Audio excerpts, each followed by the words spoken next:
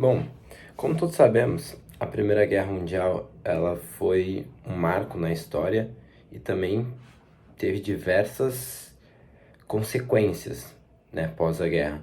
E nesse vídeo hoje nós iremos falar um pouco sobre os antecedentes, depois da guerra, o que mudou, a Alemanha, e aprofundar um pouco sobre esse tema tão importante de ser falado.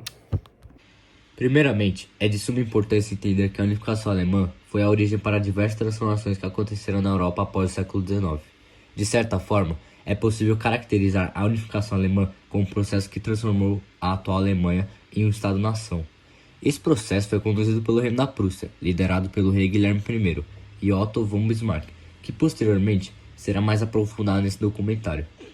Para compreender mais essa unificação que alterou completamente o mapa europeu, é preciso entender que no século XIX, o atual território alemão era composto por pequenos reinos comandados pelo Império Austro-Húngaro, estabelecidos em 1815 pelo Congresso de Viena. A partir das revoluções na chamada Confederação Alemã, foram crescendo movimentos nacionalistas e, consequentemente, a ideia de unificar os pequenos reinos e formar uma só nação.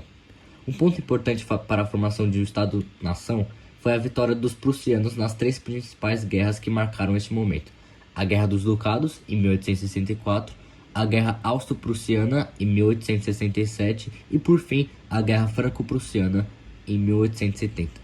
E a unificação da Alemanha, ela foi marcada por um nome, por uma pessoa que impôs o papel mais importante dessa unificação da Alemanha, desse processo no Império Alemão, que foi Otto von Bismarck. E bom, Bismarck foi ele quem implantou e quem trouxe o nacionalismo à Alemanha, que ficou conhecido mais à frente como o nacionalismo de Bismarck.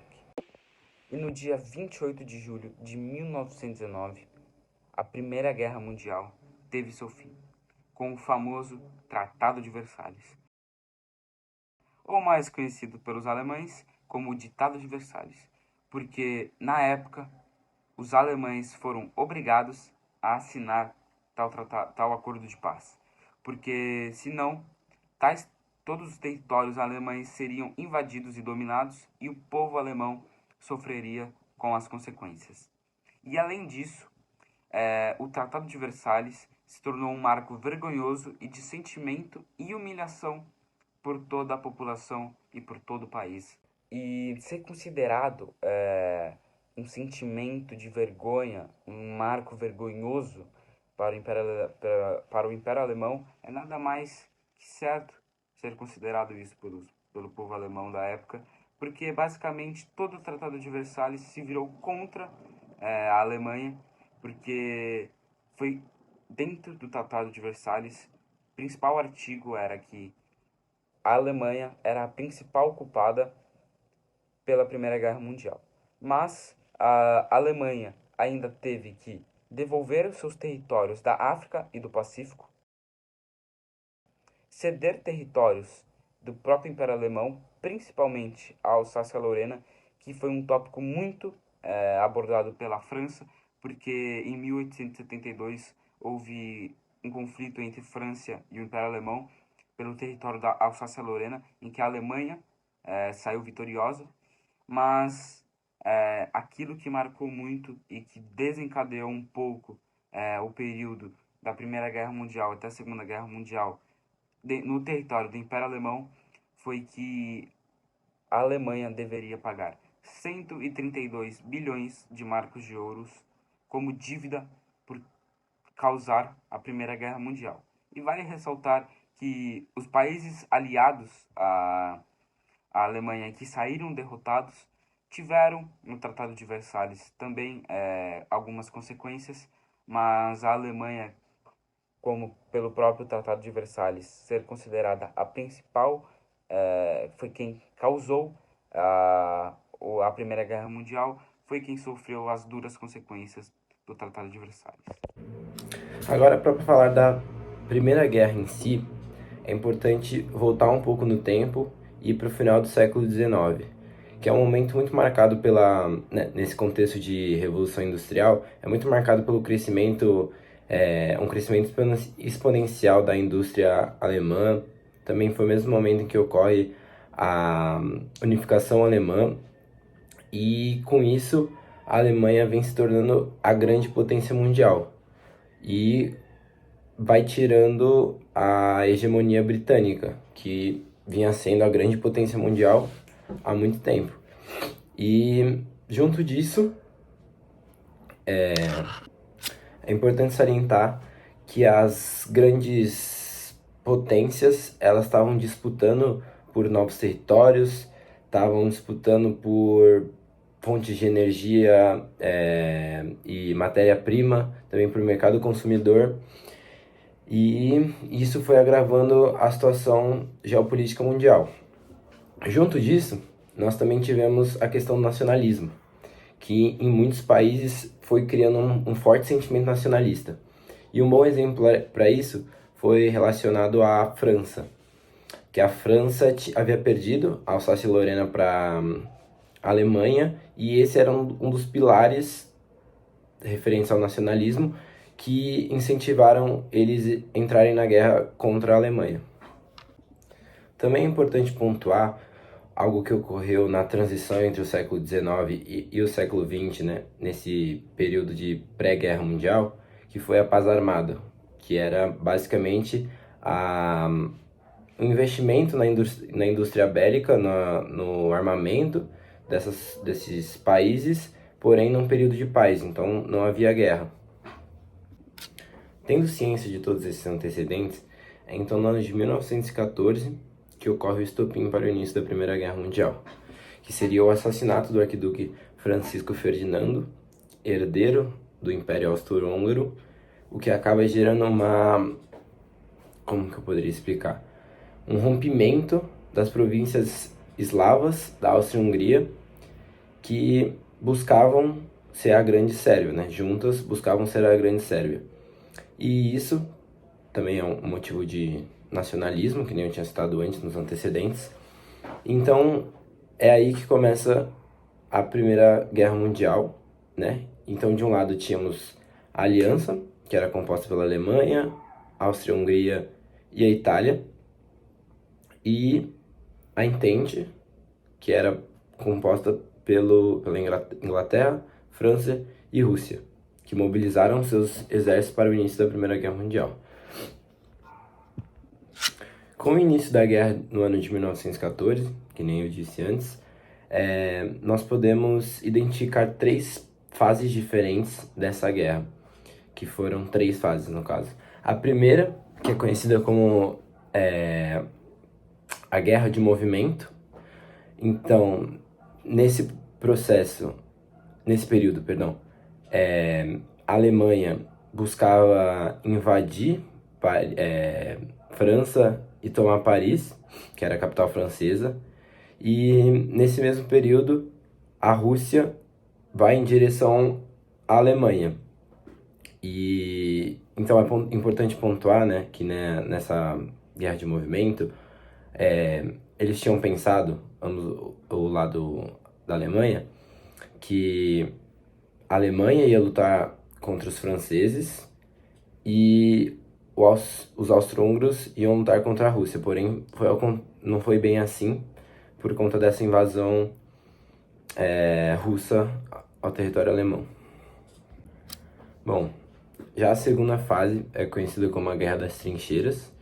Bom, as trincheiras, como todos nós conhecemos, eram os locais que eles cavavam, colocavam os sacos de areia, os arames farpados, e ficavam lá posicionados, e era lá onde aconteciam a maioria dos conflitos.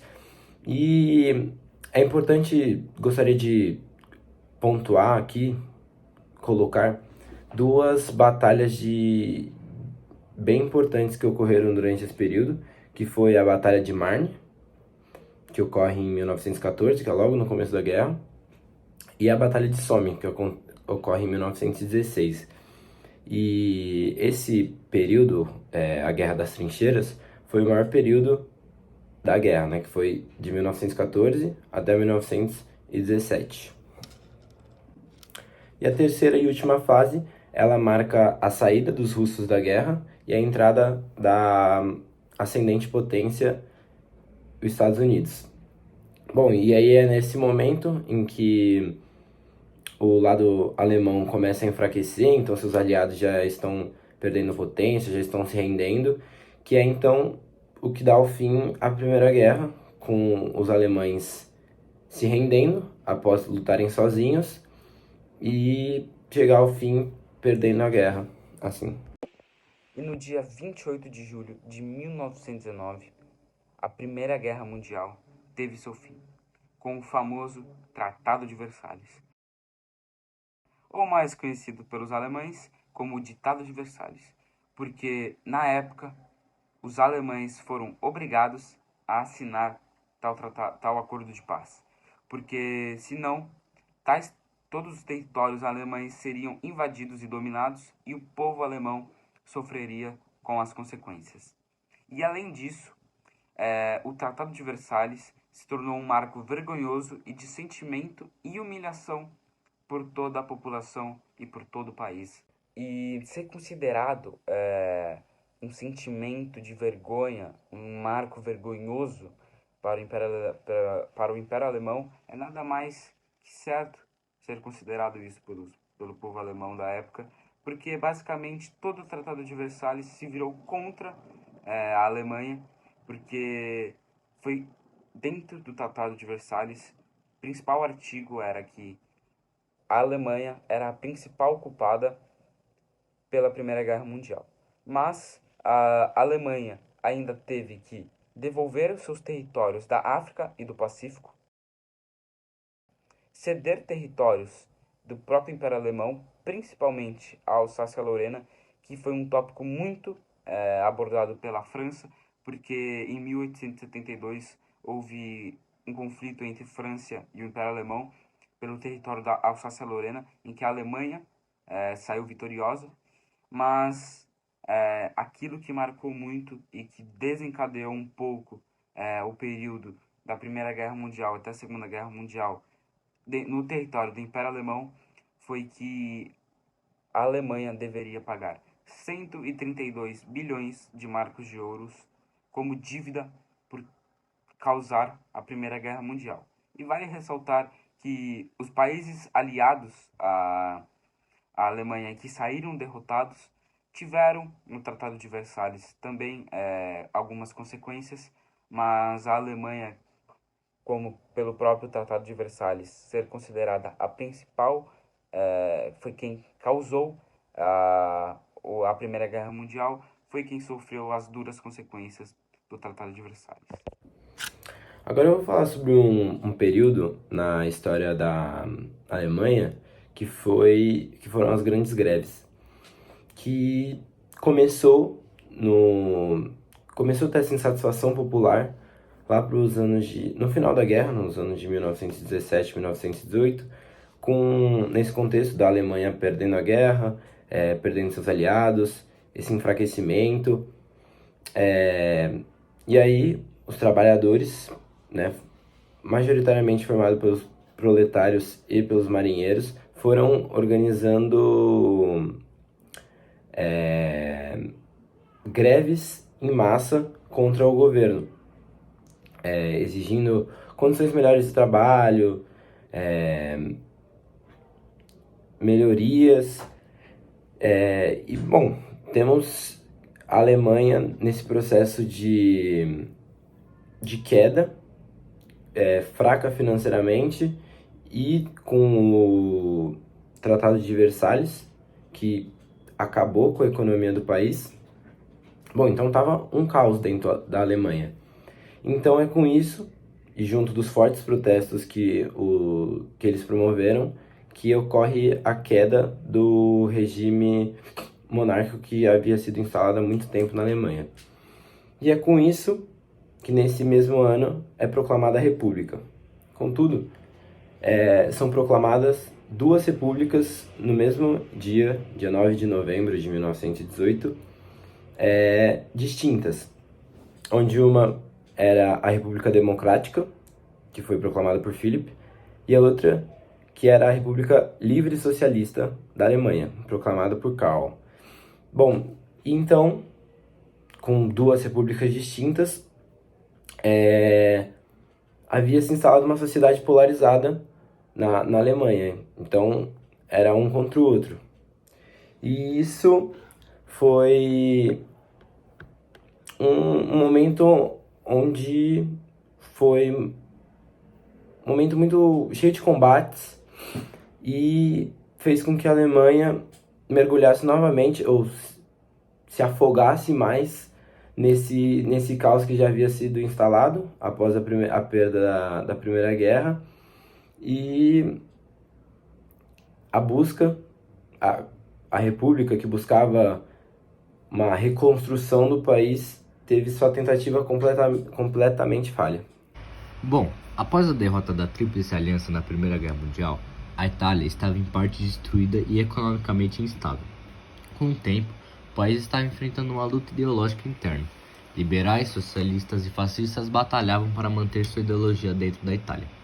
Fundado por Benito Mussolini em 1921, o Partido Nacional Fascista crescia rapidamente na Itália.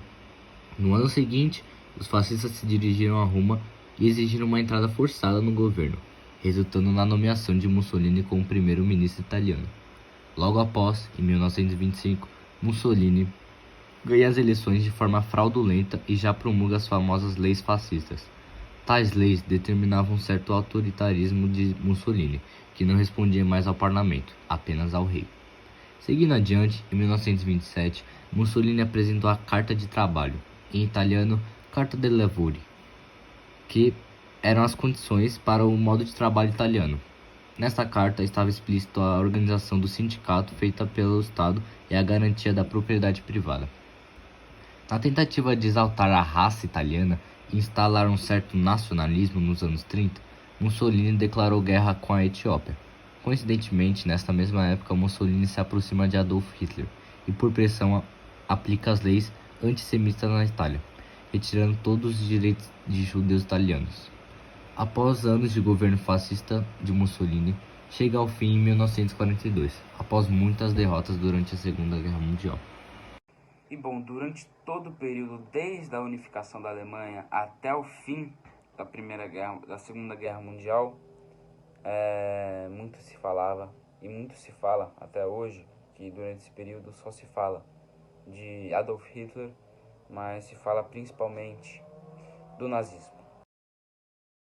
E bom, muitos acham que Adolf Hitler foi o grande criador da ideologia do nazismo, que Adolf Hitler foi o grande criador do partido nazista, e que Adolf Hitler foi o grande criador da saudação nazista. Porém, o grande criador, iniciador deste nacionalismo extremo do nazismo foi Anton Drexler, que em 1918 criou o Partido Nacional Socialista dos Trabalhadores Alemães, que Anton Drexler participou da Primeira Guerra Mundial e se tornou muito aliado do povo, por ajudar muito o povo durante esse período. Então criou tal partido, que em 1921 nomeou como líder do partido Adolf Hitler, que renomeou o partido para Partido Nazista. E bom, o nazismo sempre foi sempre foi uma ideologia de extrema direita. O nazismo defendia totalmente o nacionalismo extremo, ou seja, pegou partes do nacionalismo e o transformou numa ideologia muito forte, muito nacionalista, muito mais aquilo implantado por Otto von Bismarck. E bom, nesse nacionalismo que se tornou o nazismo, foi implantado o racismo, foi implantado o antissemitismo, o totalitarismo e uma vontade de expansionar, de expansionismo muito forte no Império Alemão, que foi implantado durante o período em 1982, quando Adolf Hitler se tornou o chanceler alemão. Mas o nazismo ele era muito conhecido principalmente pela raça ariana, em que era defendido que apenas uma raça deveria existir, que essa raça seria a raça dos alemães, que causou os conflitos com os judeus e toda a disseminação dos judeus do Império Alemão, toda a revolta dos judeus. Revolta seria que os judeus tiveram que sair do território alemão, tiveram que sobreviver em campos de concentração para tentar ter um futuro. E bom, para o nazismo ter entrado com muita força dentro do Império Alemão, foi a Primeira Guerra Mundial que trouxe para dentro do Império Alemão insatisfações políticas, econômicas, sociais, problemas econômicos, problemas sociais. E durante toda essa mal estruturação alemã, Adolf Hitler conseguiu trazer o nazismo com uma força muito grande ao povo, porque muitas das frases, muitas das ideologias defendidas pelo Hitler nesta época de 1920 até 1932 foi trazer o povo junto ao nazismo, e com isso Hitler conseguiu fazer com que o nazismo tivesse poder, seja política, mas dentro da própria população, e conseguiu se alavancar em 1932 como chanceler e levar o nazismo ao poder do Império Alemão. Uma das personalidades mais controversas, mais odiadas, que teve também um papel muito importante na Alemanha nesse período entre guerras e na Segunda Guerra Mundial, é ele, Adolf Hitler, que nasce no ano de 1889, no final do século XIX, na Áustria, e nasce numa família de classe média, com seus dois pais ali presentes, porém com uma relação muito conturbada, e perde os pais também muito cedo. E aí com isso, com esse problema cedo na juventude, ele se muda para Viena. E é lá onde ele busca seguir sua paixão, que era ingressar na Academia de Belas Artes, que era o que ele gostava, era o que ele queria fazer. Porém, em Viena, ele começa a se relacionar com ideias antissemitas, racistas, começa a ter um conhecimento maior sobre esse tema, por conta de influências externas, também por conta de conversas que ele tinha, de pessoas que ele ia conhecendo. Então ele foi criando essa ideia na sua cabeça que posteriormente seriam as bases da sua política, né? O que ele mais pregava, o que ele mais divulgava. E como eu disse anteriormente, ele foi rejeitado diversas vezes pela Academia de Belas Artes, e aí então ele desiste de morar em Viena e muda de país, vai morar na Alemanha, em Munique, para ser mais específico. Então, no ano de 1914, ele se alista um pouco antes no exército, mas é então no ano de 1914 que ele faz parte do exército alemão na Primeira Guerra Mundial, e lá Hitler ganha após o final da guerra, ele ganha diversas medalhas de bravura, honra. Porém, fica um sentimento ruim no coração de Hitler de ter perdido essa guerra. Então fica esse sentimento de insatisfação, de uma vingança, assim. E então Hitler, que havia tido contato com essas ideias antissemitas e racistas, ele começa a espalhar essas ideias, né? Hitler tinha um forte poder de oralidade, então ele conseguia persuadir as pessoas, conseguia influenciar, e ele usava desse poder da fala para ir espalhando seus ideais, suas ideias. Então é nesse contexto que o Hitler ele se filia ao Partido dos Trabalhadores Alemães e vai gradativamente aumentando o seu respeito dentro do partido, ganhando mais apoio, e vai se tornando um membro muito valioso para esse partido. Bom, e com isso, com essa capacidade que ele tem de divulgar os seus pensamentos, suas ideias, ele usa como base essas ideias antissemitas e nacionalistas para ganhar apoio popular, e a população vai muito junto com a ideia dele, e o Hitler assim sobe e vai ao poder do partido nazista, que demora muito tempo para ser, na verdade, né? Ele perde diversas eleições, mas é nesse momento que o Hitler chega ao poder, e aí, com a chegada dele, ele vai mudar muitas coisas na Alemanha, vai mudar financeiramente falando, politicamente falando. Então, o Hitler causa um grande impacto na sociedade alemã. O fim da Primeira Guerra Mundial e a derrota da Tríplice Aliança desencadeou uma grande crise dentro da Alemanha. As dívidas da guerra levaram a uma hiperinflação e a desvalorização da moeda alemã. Após anos de crise, o Partido Nazista ganhou respaldo na Alemanha, mais precisamente no ano de 1923. Neste mesmo ano, em novembro, os nazistas tentaram tomar o poder alemão de forma forçada. Entretanto, foi uma tentativa falha que ficou conhecida como o golpe da cervejaria. Após a pífia tentativa em derrubar o atual governo, Hitler e os nazistas tentaram chegar ao poder de forma democrática, à base de vencer as eleições.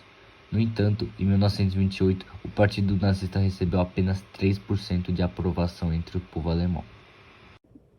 Bom, boa noite a todos. Hoje estamos aqui com uma presença ilustre, Adolf Hitler, e iremos realizar uma conversa, e eu gostaria de abordar um ponto muito importante que eu tenho uma certa curiosidade, que é a tentativa de golpe do ano de 1923, que também é conhecido como o Putsch da Cervejaria. Para abrir a sessão de perguntas, eu tenho uma dúvida forte aqui, que eu gostaria de saber qual foi o principal motivo pelo qual o senhor, junto dos membros do seu partido, realizaram este ato. Antes de qualquer coisa, boa tarde, Sr. Pedro e telespectadores. Então, o intuito desse golpe era de expor as ideias nacionalistas de devolver à Alemanha a glória que havia perdido após a Primeira Guerra Mundial, expondo minha insatisfação com a República de Weimar, estabelecer as bases do nazismo no país. Contudo, o senhor esteve muito longe de conseguir conquistar esse seu objetivo. Mas da mesma forma, vamos continuar a entrevista, certo? E eu tenho algo que está me intrigando muito. Eu gostaria de saber por qual motivo o senhor foi realizar este ato numa cervejaria. Gostaria que o senhor me explicasse um pouco sobre isso, porque estou realmente muito intrigado. Neste momento, realmente não estive perto de alcançar meu objetivo, tanto que fui preso. Porém, foi essencial para o sucesso nos anos seguintes. E você trouxe um ponto interessante de ser abordado com essa pergunta. Bom, a questão da cervejaria era que com esse ato, um holofote seria colocado sobre o Partido Nazista, aumentando nosso reconhecimento dentro do cenário político alemão, aumentando o número de apoiadores. Bom, realmente o senhor já matou minha curiosidade. Foi uma jogada habilidosa de sua parte. Contudo, eu gostaria de fazer mais algumas perguntas, porém hoje o tempo está escasso e teremos que parar por aqui. Mas, de qualquer forma, muito obrigado pela sua presença hoje e foi um prazer. Muito obrigado, boa noite a todos. Eu que agradeço. Uma boa tarde a todos. Um importantíssimo grupo, essencial para a ascensão de Hitler no poder alemão, foi a SA, chamada de Sturmabteilung. Fundada em 1921, a partir do agrupamento dos extremas nazistas, a SA foi responsável por proteger o partido nazista. Dentre as principais formas de assegurar o crescimento do NSDAP, podemos citar a interrupção violenta de reuniões de partidos opostos, a proteção de comícios e assembleias nazistas e a intimidação de judeus e sindicalistas. A partir de 1931, Esta divisão passou a ser liderada por Ernst Röhm, que queria tornar a SA na principal força militar da Alemanha. Posteriormente, com a instauração de Hitler no poder, a forte violência nas ruas feita por tal divisão foi rapidamente contrariada pelo exército e pela elite industrial. Ademais, é importante ressaltar que a homossexualidade do líder da SA, Ernst Röhm, tornou-lo facilmente atingido por pessoas no partido nazista, adquirindo assim vários inimigos. Como mencionado, a SA foi o principal grupo a alavancar o militarismo novamente, no Império Alemão após o Tratado de Versalhes, porém o principal grupo militar da época que desbancou a SA foram os Stutzstabel, mais conhecidos como SS, que foi criado com o objetivo de proteção a Adolf Hitler ou vários outros políticos que defendiam a ideologia do nazismo. Porém, em 1929, Adolf Hitler elegeu um novo líder para o partido que mudaria toda a história da SS, Heinrich Himmler, que levou a SS às ideologias da raça ariana, que para o povo se tornou uma honra a SS. Assim, a SS, em 1933, foi de 200 soldados para 200 mil soldados. Ou seja, do dia para a noite, a SS se tornou o maior grupo militar do Império Alemão, que, para continuar com para ser o principal grupo militar da época, Adolf Hitler assassinou o líder da SA e deixou apenas a SS como o grupo militar o grupo militar da Alemanha.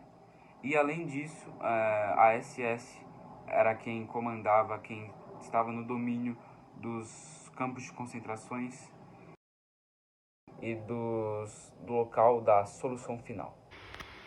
A ascensão do nazismo pós-Primeira Guerra Mundial desencadeou uma grande influência para os jovens alemães, tanto a favor do nazismo quanto contra. O Estado nazista tentou criar uma cultura jovem homogênea por meio da juventude hitlerista. No entanto, houve também a famosa oposição contra o poder autoritário alemão, chamada de Juventude Comunista.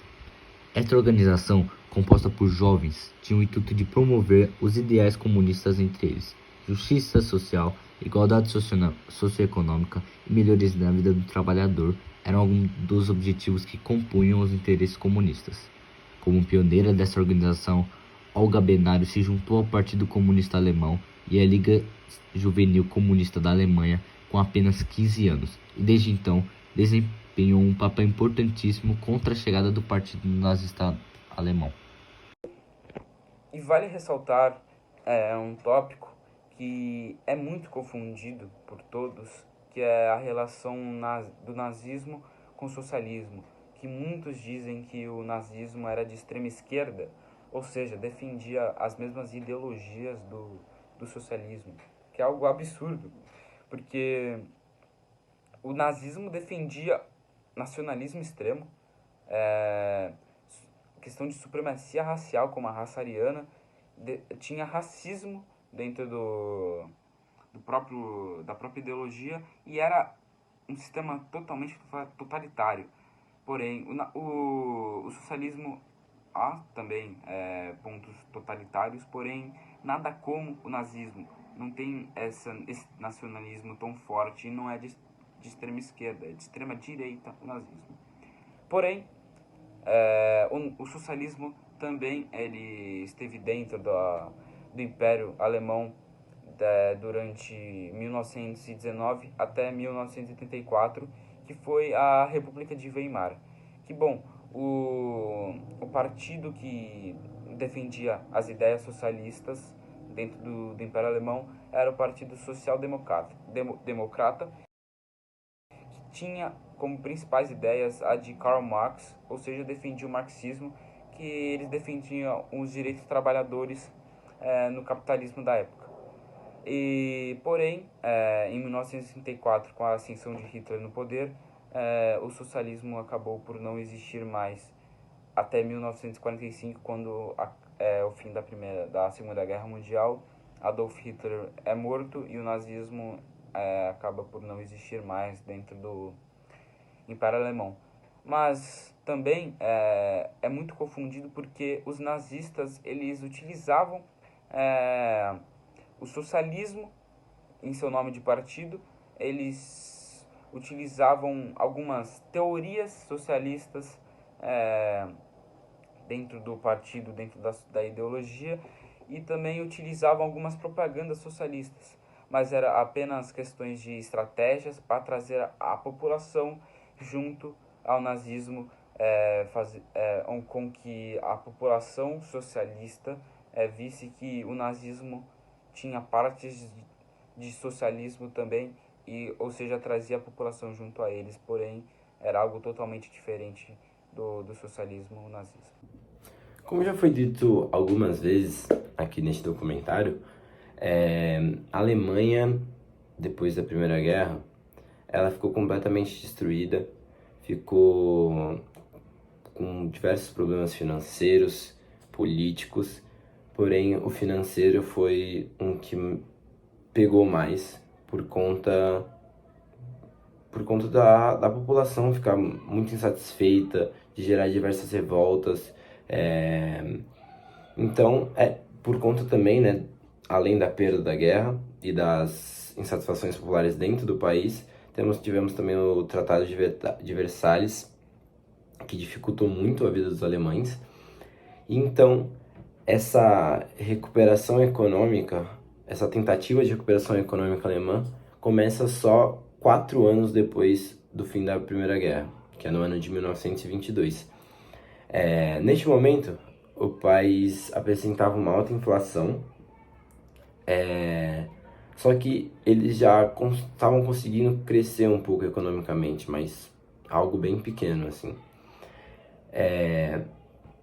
Tínhamos, nessa época, as empresas e famílias investindo os lucros que eles tinham e, com isso, iam aumentando a produção. E, ao mesmo tempo, gerando uma queda da taxa de desemprego. Contudo, o país, da mesma forma, ele se imerge em uma grande hiperinflação. E aí, eles têm como uma ideia para resolver esse problema a criação de uma nova moeda. Primeiramente, foi uma boa ideia, que assegurou a estabilidade monetária, porém não foi algo que resolveu em si o problema. Então, nesse contexto de hiperinflação, não foi uma solução. E aí, ao passar dos anos, também tivemos a crise de 1929, que foi algo que acabou com a economia de todos os países, inclusive a da Alemanha, que já estava fragilizada. Então veio mais uma hiperinflação, e aí o país se encontrava em momentos muito difíceis, cheios de instabilidade. E então, pós-guerra, assim, eles nunca conseguiram totalmente, realmente se recuperar economicamente, e eles sofriam muito, que nem eu disse, com essas instabilidades, com esses problemas de trabalho. Então, foi uma economia que nunca voltou como era, porém ela ia crescendo aos poucos, às vezes tinha uns altos e baixos, mas era sempre assim. E além disso, é importante salientar que também tinha uma alta taxa de desemprego, sempre teve, que nem era antes da primeira hiperinflação, sempre teve uma alta taxa de desemprego dentro do país. A crise de 1929, ou como mais conhecida, a Grande Depressão, se espalhou ao redor do mundo e abalou toda a estrutura do comércio internacional. A Alemanha, por exemplo, foi um país diretamente prejudicado com tal acontecimento devido ao interrompimento do grande fluxo de empréstimos vindo dos Estados Unidos. A partir disso, o Estado alemão teve que pagar dívidas antigas, fazendo com que as estruturas financeiras não aguentassem e, consequentemente, levando ao esgotamento das reservas financeiras do Reichsbank em 1931. Além disso, Bancos e empresas privadas faliram e muitos empréstimos estrangeiros não foram pagos. E como citado anteriormente, o socialismo ele reinou por um tempo no Império Alemão, que foi de 1919 até 1933, que foi conhecido na época como a República de Weimar, que basicamente foi uma forma de tentar restabelecer economicamente, politicamente, socialmente a Alemanha e levar a Alemanha como uma potência novamente, que após a Primeira Guerra Mundial e com o Tratado de Versalhes, a Alemanha se encheu de dívidas, a economia decaiu, socialmente o povo alemão estava envergonhado, estava com sentimento de derrota, e o socialismo tentou trazer o povo novamente às glórias e tentar reerguer o Império Alemão novamente. E a República de Weimar é conhecida como República de Weimar porque a forma que governaram era uma república, e Weimar porque a constituinte da época que foi escrita foi na cidade de Weimar. E assim teve esse nome de República de Weimar, esta época de 1919 até 1933. Porém, ela não durou muito porque as instabilidades na Alemanha eram muito grandes, o nazismo ele vinha crescendo muito, e em 1929, como citado anteriormente também, ocorreu a crise de 29, que acabou acarretando ainda mais em problemas para dentro da Alemanha, que já com tanta estabilidade criou ainda mais, e com isso o partido nazista ele passou a ter muito, mas muito mais olhos para eles, e com isso, em 1933, o Hitler ele foi nomeado chanceler da Alemanha, ele instaura o nazismo na Alemanha, o socialismo decai, acaba por não existir por um tempo dentro da Alemanha, porque Hitler ele faz essa dissolução do partido e acaba por dar um fim na República de Weimar. Mas basicamente ela foi uma tentativa de governo de república dentro da Alemanha, e que o socialismo tentou reerguer a Alemanha, mas não deu certo por vários motivos de instabilidades e pela crise de 29. Bom, já falamos antes de Adolf Hitler, porém não falamos sobre sua ascensão ao poder, e é justamente sobre isso que iremos tratar agora. Bom, como já foi dito antes, ele tinha um forte poder de persuasão, de convencimento, de comunicação, que foram levando, que foram ajudando ao seu crescimento dentro do partido. E no decorrer dos anos, enquanto ele ainda estava subindo gradativamente, ele adquire uma cidadania alemã, o que tornava possível ele se candidatar à presidência, né? Porque ele só era líder de seu partido, ainda ele não era o líder da Alemanha. Então, sobre essas bases racistas, antissemitas e radicais que eram suas ideias principais, Hitler falha diversas vezes nas eleições, porém, a cada eleição que passava, ele ia tendo mais apoio popular, e aos poucos ia crescendo, que nem eu já havia dito. Então, o Hitler é nomeado chanceler da Alemanha, e ele passa a atuar na sua construção,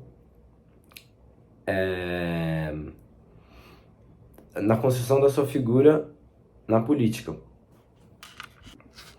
Também é importante ressaltar algo que eu não havia dito, que ele chega a esse cargo de chanceler também por conta de uma grande pressão externa sobre os alemães, e com esse cargo de chanceler, ele agora passava a empregar o totalitarismo e visar fortemente o fim da República de Weimar, que já havia sido instalada há muito tempo, há um bom tempo na Alemanha. Bom, então é assim que ele começa a perseguir a oposição, né? Seguir essas ideias radicais que ele pregava. Então ele perseguia a oposição, realizava discursos antissemitas que iam se intensificando dentro da sociedade, ganhando mais apoio, que nem eu já disse. E então foi assim que os judeus iam sendo aos poucos excluídos da sociedade, e a violência com eles aumentava, a perseguição com eles aumentava, e tudo isso pela busca de uma sociedade pura, né? de uma raça só, da raça ariana. Então, aos poucos, essas leis vão se intensificando, e então é aí que ele começa com a criação dos campos de concentração, a captura de judeus e cada vez mais radicalizando a sua política. Então é assim que o Hitler vai crescendo no poder, vai excluindo os judeus da sociedade, e é então nesse contexto que eles vão para a Segunda Guerra.